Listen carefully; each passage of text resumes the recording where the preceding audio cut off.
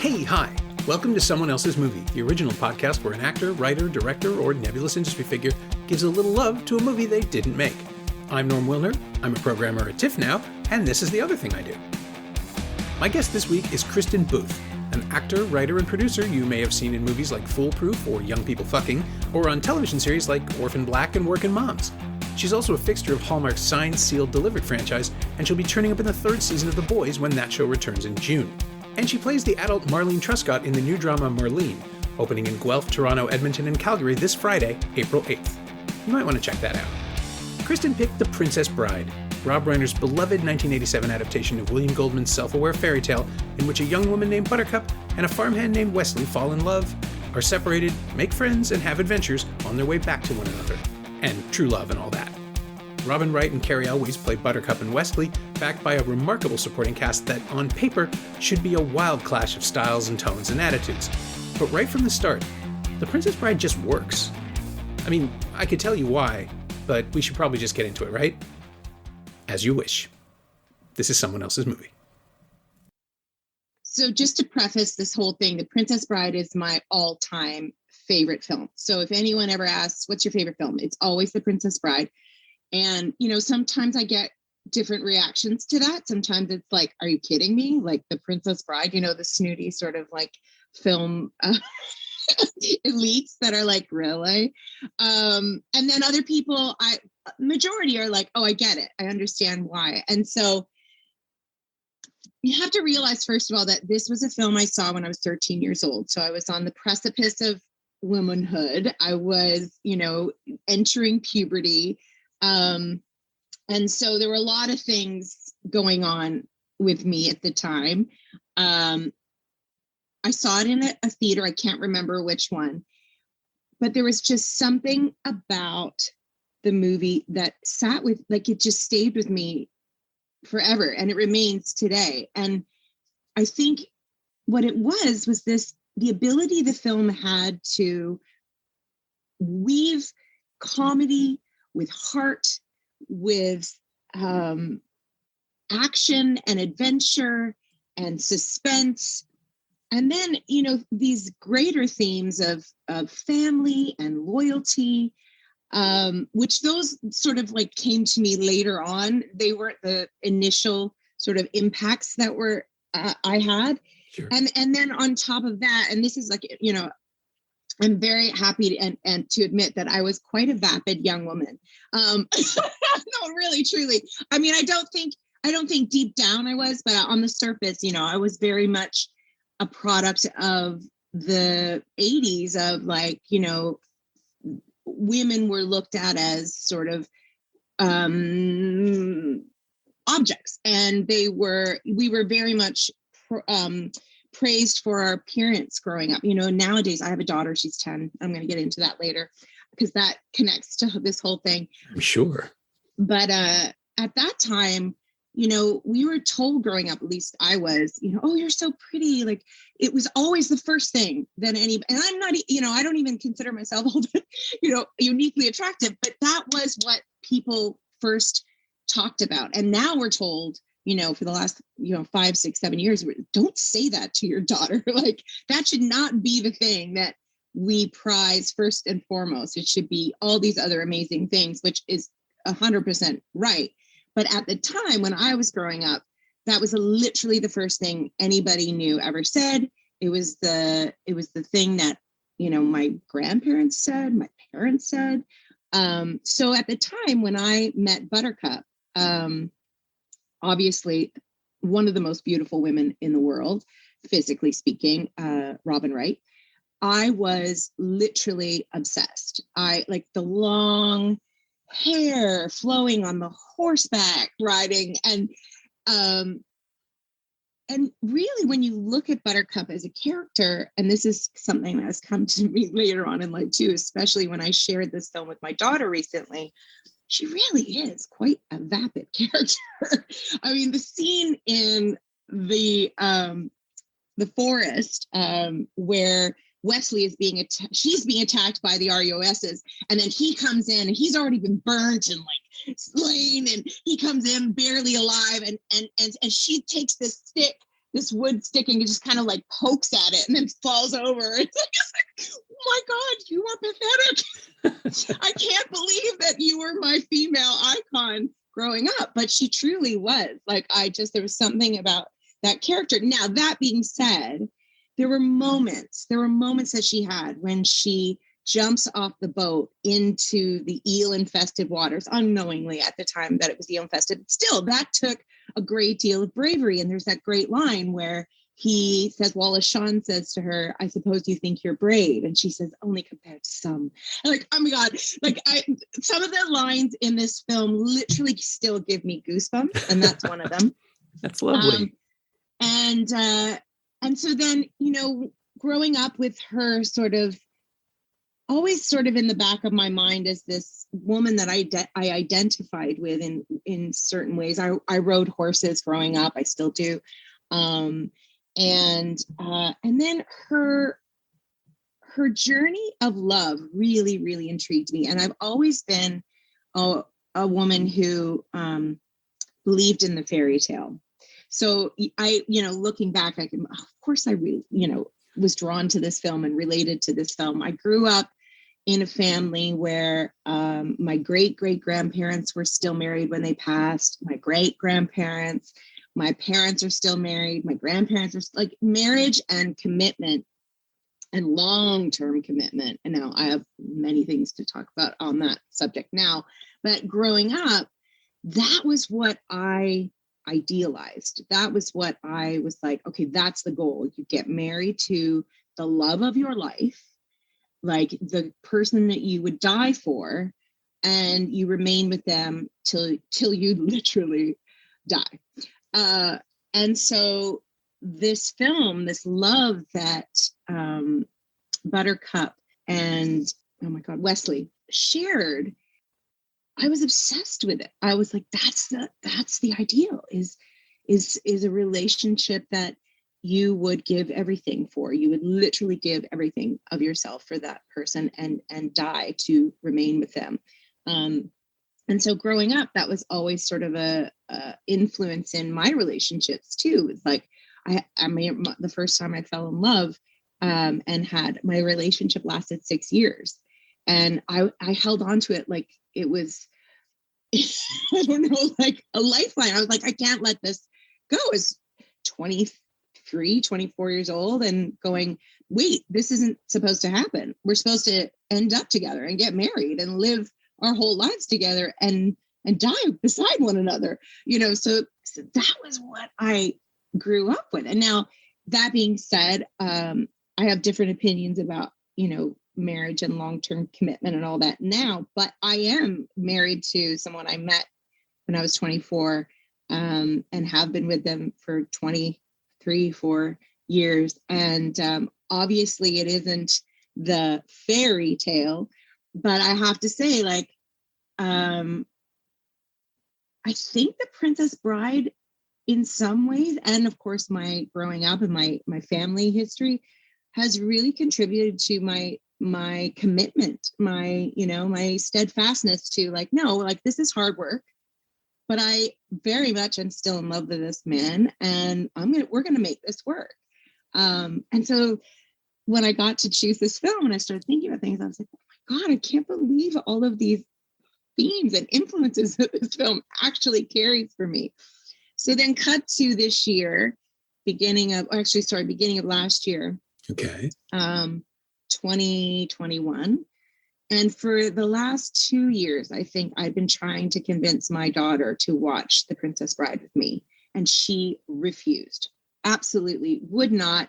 She was the same thing with E.T. No, not doing it. No interest in older films. Go away. And then finally, I don't know what switched in her, but she agreed to watch the film. And my husband and I and my daughter sat and watched The Princess Bride from start to finish. She had to yell at me a bunch of times for saying the lines out loud because I kind of know the film off by heart. But I watched in amazement as different things that had, really affected me started affecting her. And and how it stood up. It stood the test of time, and it became one of her favorite movies. And it was one of the best experiences as a mother to share this film with my daughter. And she just turned 10. And there's something that as I watched her watch this film, and I'd never really connected to the role Fred Savage played of the grandson before. Right. It really hadn't even affected me. But this time around, suddenly I was watching him and his development throughout, from the beginning to the end, and also just thinking on a grander scheme of, the theme of growing up and moving on and the stages of development. And I recently started reading a book by Lisa D'Amour called Untangled. And I highly recommend it for anyone who is embarking on, the stages of raising a young girl Mm-hmm. into her journey of womanhood. It is a phenomenal book. But the first chapter in that book is called Parting with Childhood. And she talks about all of these different elements of what it is like for a young girl. Now, in this case, he's a young man, but there's still things that relate and that are relevant to him. And one of the things that Lisa talks about in her book, Untamed, is that push-pull, that desire to push family away, to get out of this sort of nest and embark on your own journey. And so, like Fred Savage's character, he's like, I don't want grandpa to come. He treats me like a baby. I'm not interested.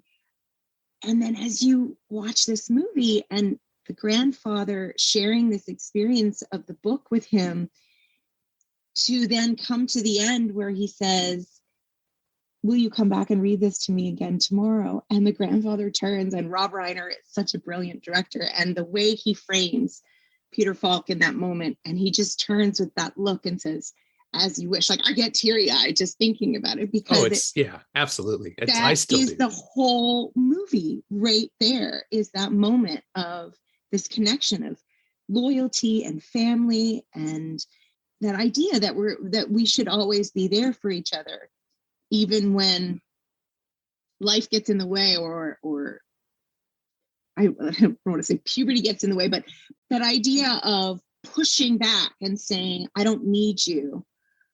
And then realizing that we all need each other. And then, oh my God, coupled with COVID and the lack of community, everything that has sort of dissolved over the past couple of years, and we've lost that sense of community. And I know for myself, my family, I've clung to my family like I never have before. My immediate family, like my family unit, my daughter and my husband, homeschooling. My daughter has been home with us. It's just been the three of us for so long. I mean, obviously that's changing now, but the film just sort of brought up all of these different things that I was not expecting. And then that's just, again, a testament to what a phenomenal sort of enduring, iconic film it is. Yeah, it struck me now as I cannot conceive of it as it's marking its 35th anniversary this fall, which makes me feel so old. I know, right? but that means an entire generation is going to discover it with their kids. The kids who saw it are now parents. It's exactly the story you just told. And suddenly the focus shifts and you understand the framing sequence is just as important, if not more so. And that's kind of the genius of the film too, because I don't know if you've ever read the book, but the book is not the movie. The book is sort of it's a meta text by William Goldman, and I think written in 1973, I want to say, about someone discovering this book and reading it cynically. And so you get passages of the book which are pure and the lyricism is there that we see in the film, but there are also these commentaries about the author being so manipulative and Jesus, of course you're going to do this with this character. And Goldman, adapting his own book, finds a way, and I'm sure Rob Reiner is sitting on his chest to make him do this, but Goldman found a way to turn that into the audience's own skepticism about going to see a movie where people are in tights jumping up and down and talking about fairy tale concepts. I mean, it is Shrek, right? It's Shrek 15 years before, or rather Shrek borrowed from The Princess Bride and then sort of layered on pop culture references, whereas Reiner just casts pop culture in the roles. So you have Andre the Giant being a giant, and you have, Billy Crystal sticking around as with Carol Kane as Mary, and it all works because you're contrasted with the rejection by the kid, by Fred Savage as the grandson, just refusing to take any of it seriously, which gives us license to sort of have fun with it too. But the thing you said about Buttercup being, she's not vapid exactly, but she's empty until she realizes she has to use all of her skills, right? To that she can repurpose herself. And I can totally see why the young you would respond to that, because it tells you that being valued for prettiness is fine as long as you can back it up, as long as you have other things that work for you. And she is brave and she is smart, and she's really only ever used that to stand up to Wesley and abuse him. It's so true, right? Right. But until the end, when she finally stands up to Prince Humperdinck. Exactly. But she's standing up to people throughout, right? Like she's always telling people that she's not going to be dismissed for her prettiness, that she's got more value, that she does have things that work for her. But that's the thing that amazes me. On the last rewatch, I suddenly realized that these are all the same qualities. They're just being used in a new direction because she's realized she's in love. And so the love gives purpose to all of her previously, unpalatable things, the things that she was dismissed for, because she understands them in the context of how she'd been using them against Wesley. Once they become part of her arsenal against the world, once she and Wesley are united against the world. A team. But they're defending each other constantly. Even when they're separated, they're working to get back together. Their values never change. And I was really shocked and then pissed off at myself that I've interviewed all of these people over the years and never asked them about how that works, about the functioning of it, right? Like I've talked to Robin Wright and I've talked to Carrie Elwes about The Princess Bride, specifically about a reunion. And he was just sort of, he just published a book about it. And I'd interviewed him for MSN, but we only had a few minutes. So we just couldn't talk about, we talked about why the film endures, but we don't talk about how the film was built. And like, it's a structural masterpiece. It should not work. I mean, I remember seeing it, right? Like, I remember seeing it. I would have been 19. Yeah, just turned 19 in 1987. The week it opened, because it was at TIFF. I don't know if it was the closing night gala, but it played fairly close to the end of the festival. And I saw, like, basically it was one of those deals where they opened it in theaters the very next day. They held off the Toronto opening for the festival premiere. And I went the next day and I caught a Sunday matinee or something. And I was the grandson. It's just like, there's no way. This is like the Spinal Tap guy. Come on. And then it just rolls over you like this beautiful embrace, and like a big warm fluffy blanket is being tucked in around you. And you don't notice that you're being seduced by the foolishness, right? Because it gives you license to be a kid. I mean, not that I wasn't a kid and not that you weren't either at the time, but like it gave me license to just turn off the cynicism and appreciate how much fun it is when everybody's just being earnest. Like it's just, I had forgotten how much pleasure you get from the duel between Inigo and Wesley, where you have two people who are like, it's right out of the Errol Flynn playbook from the 30s, where the villain and the hero were equally matched and equally skilled and allowed to appreciate each other, and then gradually form a friendship while trying to disarm each other. And it's just, you kill each other. Yeah. And then Wesley has that line about how what is it? I would no sooner. I would no sooner destroy a stained glass window than an artist like yourself. It's one of my favorite lines of the film. And it's so brilliant.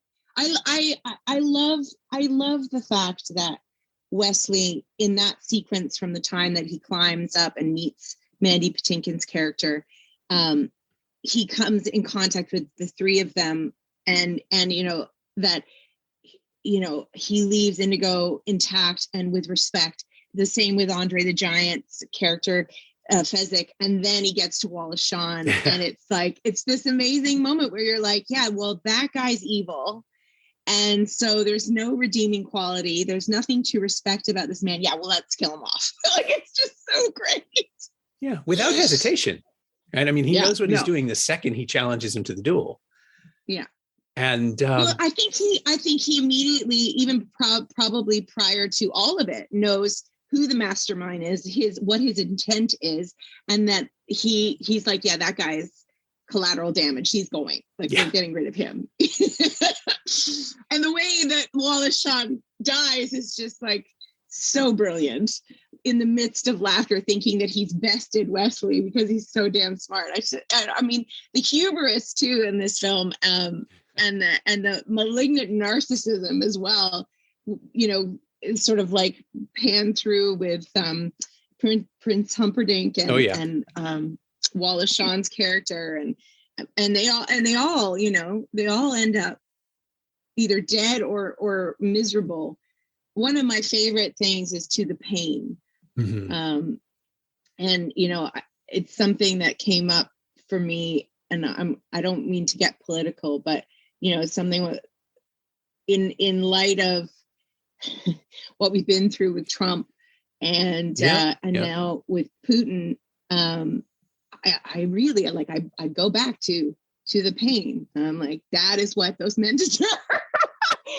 You're like, death is too easy, you know. It's that wallowing in freakish misery forever. That's like where I'm like, yeah, those guys kind of deserve that. I see what you mean. I thought you were going for a larger cultural context where it's like, that seems to be what everybody wants now, where there's, you know, like there's no middle ground, and we're encouraged to root for the people who are the cruelest, and it's up to us to reject that. But they both work. Yours is just as valid. This is where we are now. But then here's a movie that tells you to be kind, to be, you know, to be open to the possibilities in people. Where, I mean, yes, absolutely, the six-fingered man deserves to be killed in the most crowd-pleasing moment I think I ever experienced in a theater that decade. And I remember Reiner saying he didn't think it was going to be such a big deal, and that in the editing he had to pad out the flourish a little longer just so they could get over the applause waves that just didn't stop. Because I mean, Inigo is the hero of the movie, really. Yeah. But you can't frame it that way, because it still has to be about Wesley and Buttercup being happy at the end, right? Like, his satisfaction comes 15 minutes before the movie is over. But it's all we want by the time we get there. And it is that refutation of evil, right? Like, the worst person in the world is someone who tortured this child, slew his parents, destroyed his life, made him the person he is, yes, but not for any reason that Inigo personally appreciates. Like, he's just fueled by emptiness and revenge. And all the stories tell us that revenge isn't important, and all the legendary heroes are the people who can put that aside. And yet in that moment, we want him to win so hard. And Reiner and Goldman both just get out of the way. They let that moment happen. And then because of the audience response, they just have to leave it there.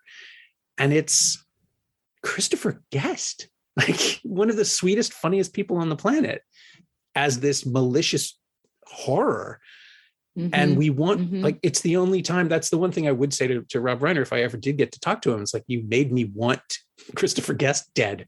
I've been reconciling that with the rest of your output forever, but it works. Like, it's that one moment where it's okay because Inigo isn't the central figure, right? Like, Wesley's killing people as well, but he's always much more calculated and cold about it.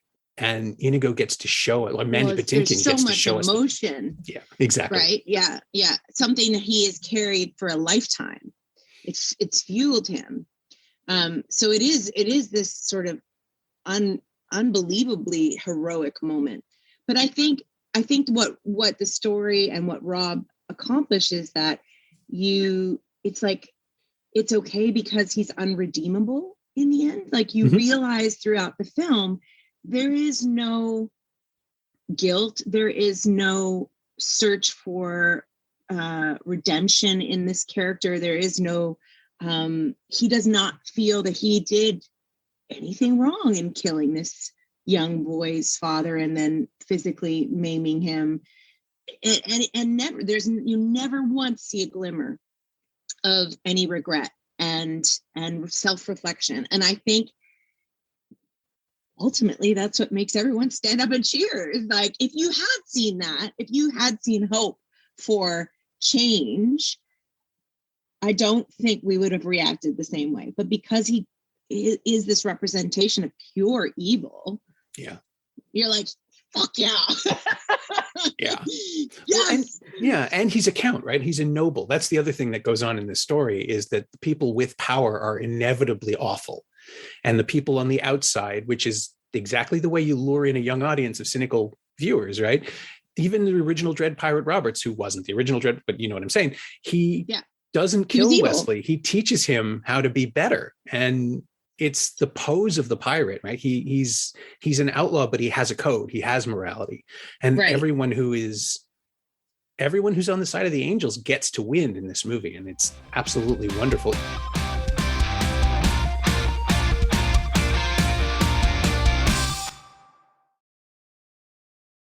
This time through, watching it before Montoya takes his revenge, Patinkin delivers the lines, "Offer me money, offer me power," as though he's testing himself, like as though he's willing, like, will he be corrupted or can he go through with this?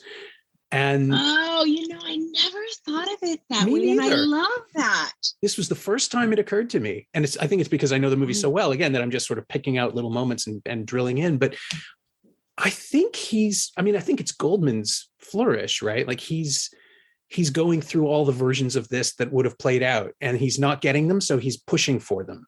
And then he still follows through because that's what he wants more than anything else. But Patinkin makes it feel like maybe it's a test. Like maybe he's just trying to find out if this is real, and earns it again, like all over again. I love that. That's so great. See, that's the thing too. Like you just illustrated one of the reasons why it stands the test of time, because with each viewing, depending on your perspective, you learn something new, or you discover something new, or many new things. And I think for myself, I've probably seen the movie at least 45 times. Wow. At least.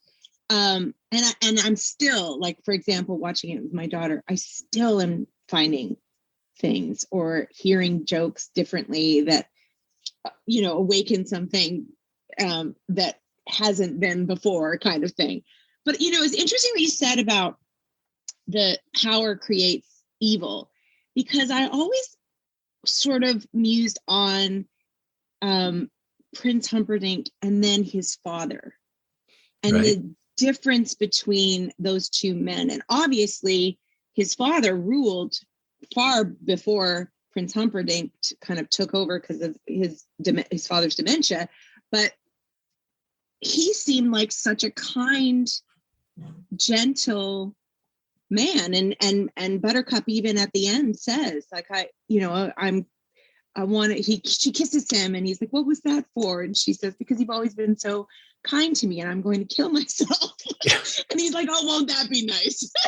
And it's this hilarious moment, but there is something else there that maybe I always kind of sort of sat in the back of my mind, but I never really looked at it. Is like, how did Prince Humperdinck become such a evil character when you see his father being so sweet and gentle and kind and sort of like passive? Like, it's a very interesting sort of relationship to look at. Yeah. I mean, I just assumed he was sheltered and pampered and this is what he became. I mean, we see kind of what Buttercup could become too, right? If she doesn't leave, if she doesn't abandon everything that she comes from, that she doesn't have to stress over anything. She has everything she wants, and she's taught, educated, and given every opportunity. And if you don't have something to ground you, you become Humperdinck, or you become the Count. You become Count Rugen, that's right. The filthy noble monsters, the people that just exist to feed on everything around them. And Humperdinck benefits so much from Chris Sarandon being so charming and so, just kind of fairy tale handsome. He looks like a fairy tale prince would look. And so you keep wanting him to be better. Some part of the viewer wants them to be, no, this is the handsome prince. It's like, oh no, he's terrible. He's awful. And it's just a simple undercutting of a cliche. But because Yeah, Sarandon never blinks, and he never. I mean, he camps it up a little bit, but only when he's being his most evil, and even then, he's still sort of fussing about the economy of torturing someone and how much effort it takes and all of that. Right. Right. That just makes him like it. The script never forgets that this guy is educated and he knows what he's doing. Like he understands the mechanics and the machinery of empire. He's just a terrible person. He's a terrible person. Yeah. And that's enough, right? Because he's the prince and no one's going to say no to him. So he just steamrolls over everybody with his truly horrible ideas. And he's found the count as an enabler. And this is just where things have ended up. And, next step, war. That's just what's going to happen. Yeah. In fall of 2020, Carrie Eloise organized this fundraising table read. So the original cast? Yeah. Oh, no, I missed that. Look it up. It's fascinating. So to raise money for the Democratic Party in Wisconsin, he organized this table read. The entire original cast that is still alive, sure. Rob Reiner, and then some new people taking on roles of those who have left us. And they did this fundraiser and they raised over $4 million. People love The Princess Bride. People love The Princess Bride. So they had like 100,000 people tune in and pay to watch it, and they raised over $4 million. So I thought that was pretty phenomenal. Of course, The Princess Bride would be used by Democrats because there's no way you can come away from that thing thinking it's a Republican manifesto. But that does that speaks to its views on power, right? Like it's absolutely a movie written by a liberal and a novel as well, where it asks you to question the values you've held your whole life, family values of fairy tale stuff, and realize that stereotypes and cliches can't define any story. And the power of that and the way that works as an experience in a movie theater or on video, it's one of those films that it so easily resists or so consistently resists misinterpretations, because you cannot watch 3 minutes of it and come away thinking it is anything other than what it is. Like that what it's saying about power and what it's saying about responsibility and what it's saying about love and friendship and the loyalty. families that people form. Because at the end, you have this wonderful shot of them riding off on their horses together. And it's like, those people hated each other the first time they met. You watch this whole movie and you see that the best elements of these characters respond to the others. Like they resonate with each other and they form this family, and none of them is going to be a princess or a king. They refuse them when they're offered to them. The only characters who don't change, I guess, are probably Miracle Max and his wife, because they're comic relief. But that means like Billy Crystal and Carole King just get to fight amongst themselves and be the truth tellers and speak to the things that really matter and puncture everything else. That's sort of the function of the outer narrative, the framing device in the book, is to sort of be shticky around the stuff that is being presented so seriously. And I don't know if it's the only time that's happened or the first time that's happened where it didn't feel like a conceit. Because, like right after this, there's the wave of television like Hercules, The Legendary Journeys and Xena, Warrior Princess, where characters in mythical stories are acting colloquially and speaking in just sort of patter. And it's all based in this, I think. It comes from that collision of expectation and reality in The Princess Bride, where characters can speak in ridiculous, florid construction, but also kind of make puns about waiting for Vizzini and Shirley Ramini and peanuts and things. And it's just, you just like, it's so sweet and aware that people would, whatever era you're in, you're going to joke around with your friends.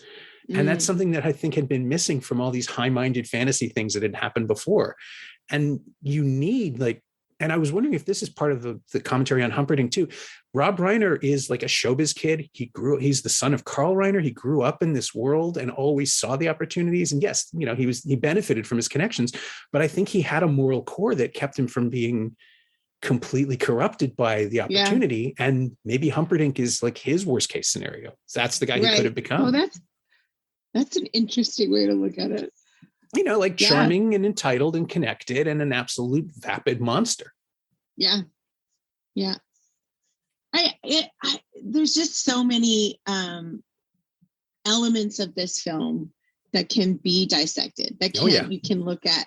And I think to be able to have a film, 33 years later, that kids today now can watch and then grow up like us and still look at and still find, things that are relevant today. I think that's a pretty incredible accomplishment. All wrapped in this hilarious, romp, basically.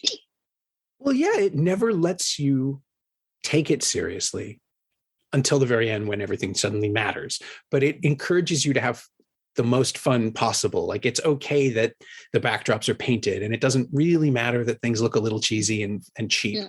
I mean, the thing was, it was not an inexpensive production. I checked, I was surprised to find out how expensive it was. It cost $16 million at the time, which was quite a bit of money.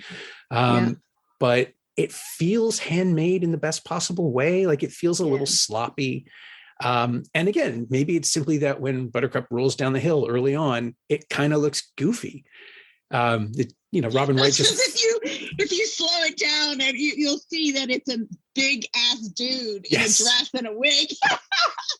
Well, I was going to say, Robin Wright launches herself out of frame and then is replaced by this larger version of Buttercup, shall we say? Yeah. I don't think they were as good at casting stunt doubles at that time. No. But it also feels like the kind of thing that you would get in a movie like this, right? Because you're just, you're open to it. You're open to all of it when it's happening. Mm-hmm. And maybe it's because you're in the imagination of a little boy, but I don't think so. I think we're seeing the objective reality, not something that Fred Savage is conjuring up in his head. This is the way it should be. This is the way that fairy tales ought to look. Mm-hmm.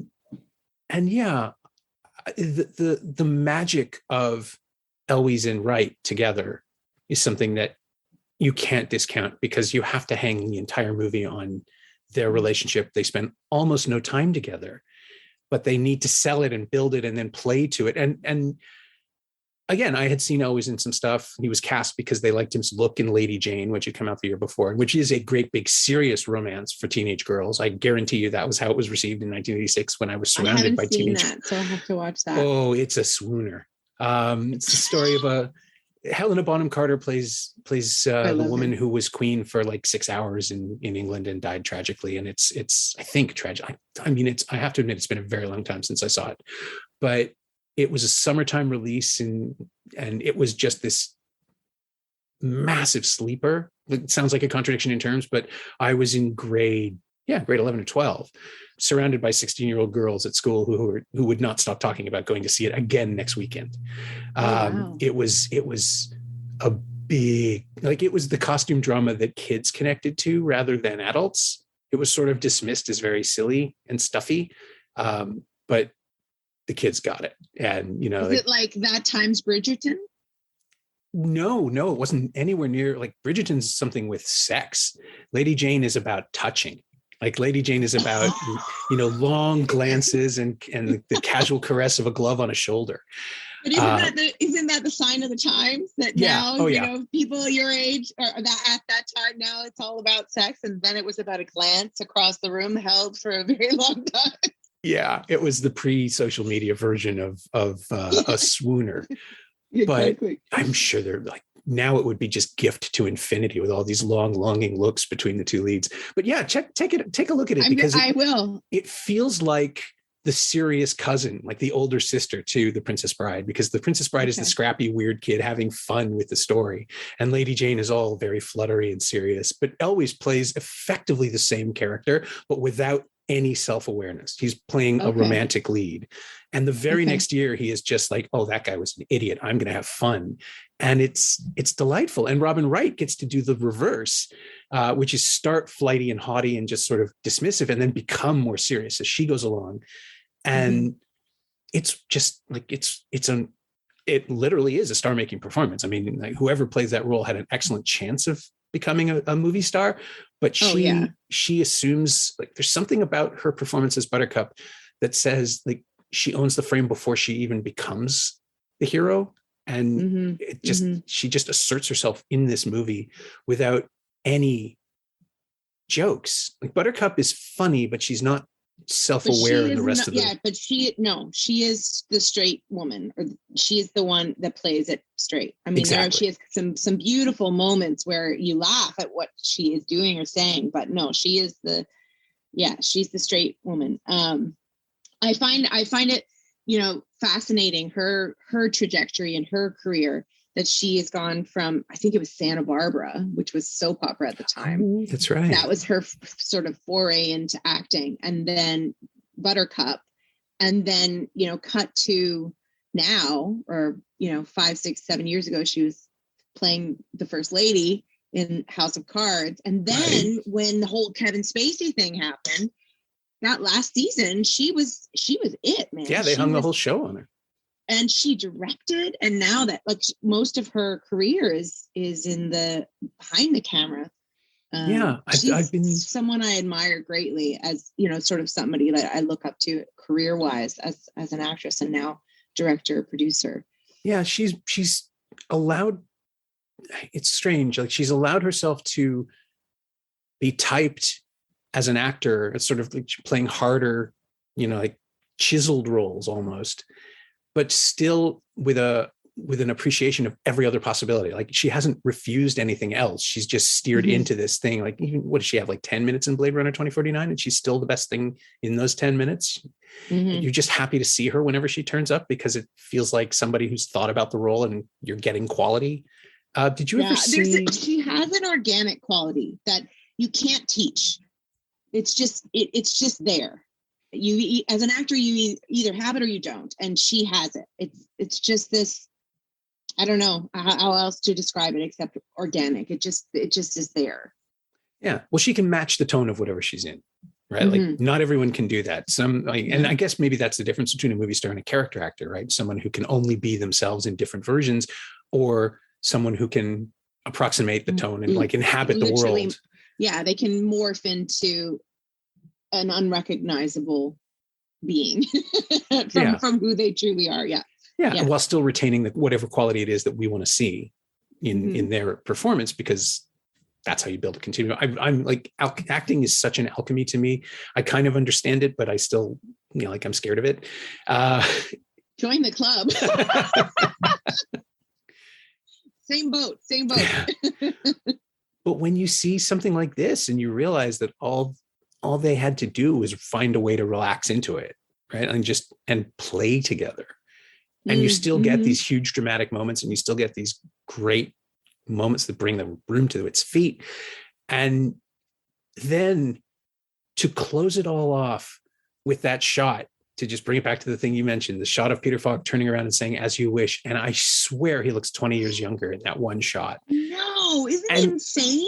I got to ask him about that. It's the one time. I interviewed him a few years later on a Cassavetes retrospective. And it was him paired with Jenna Rollins at a table in the American Film Institute in Hollywood. It was my first time in LA, and I couldn't have been more starry. I'd just sit down with Peter Falk and Jenna Rollins and Seymour Cassel and Al Ruban at the other table, and we're talking about, like, the 5 Cassavetes films that had just been restored and released for the first time: Woman Under the Influence, and Faces, and Shadows, and Killing of a Chinese Bookie, and Opening Night. And at the very end, and this was in the olden days where you would sit at a round table and have breakfast with these people, and it was like 45 minutes of time.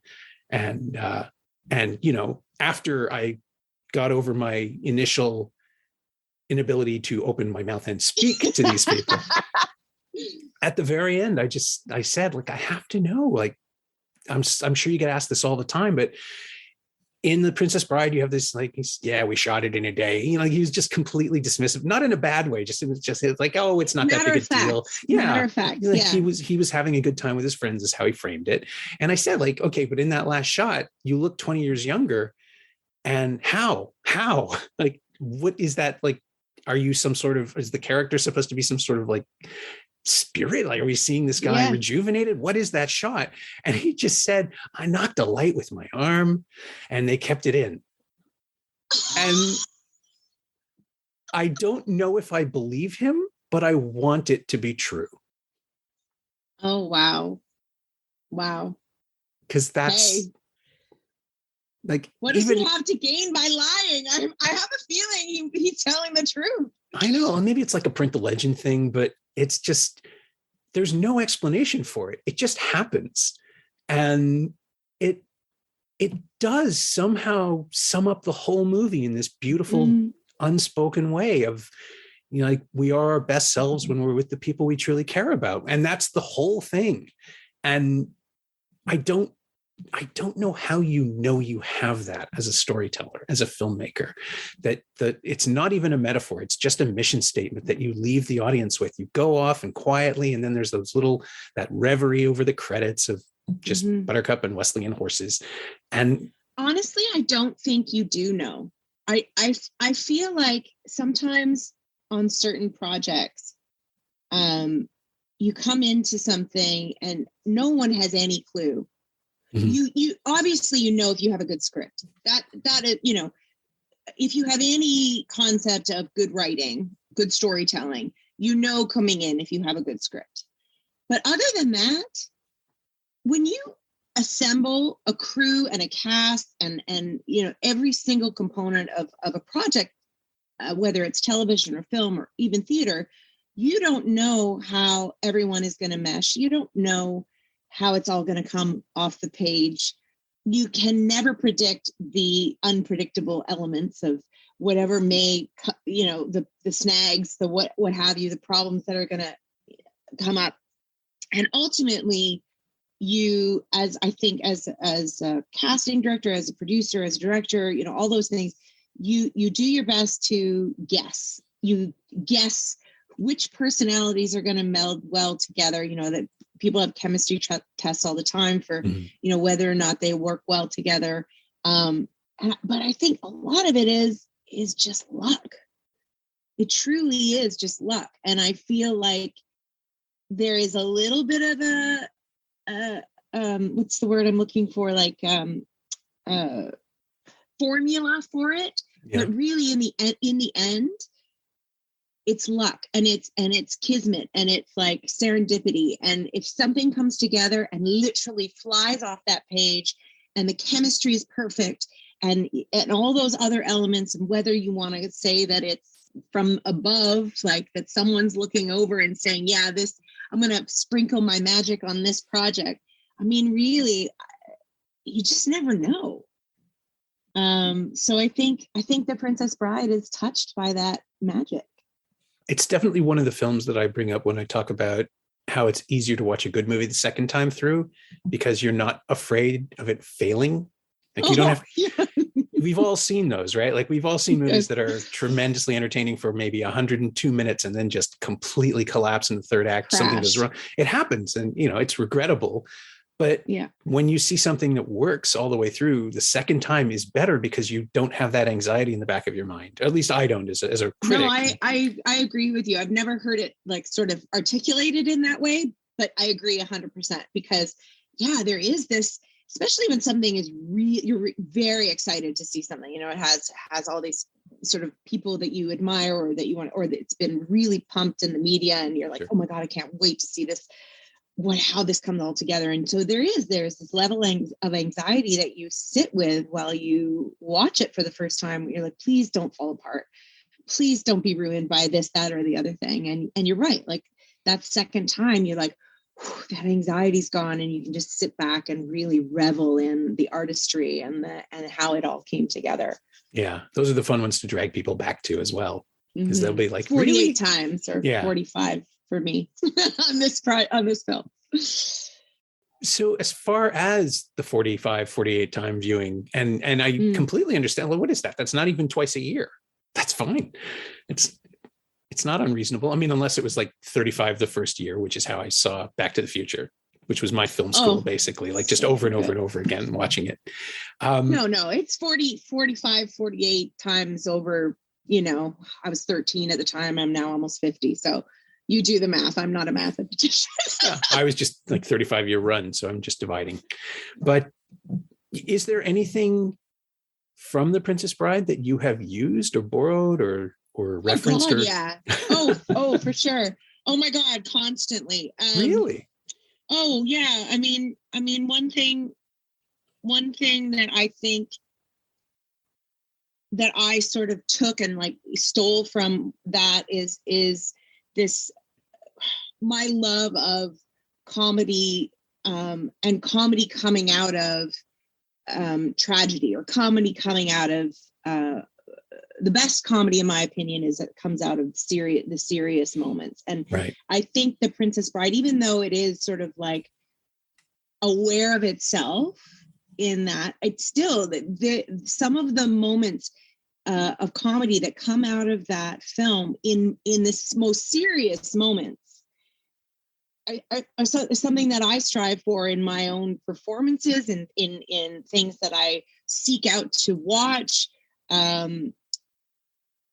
So that for sure, I have stolen from Robin Wright so many times in my career from that film and other performances that she's delivered, because I've kind of like ever since followed her. Mm-hmm. And I think it's influenced what I look for, like in what entertains me, like what my ideal, night in or night out at a theater.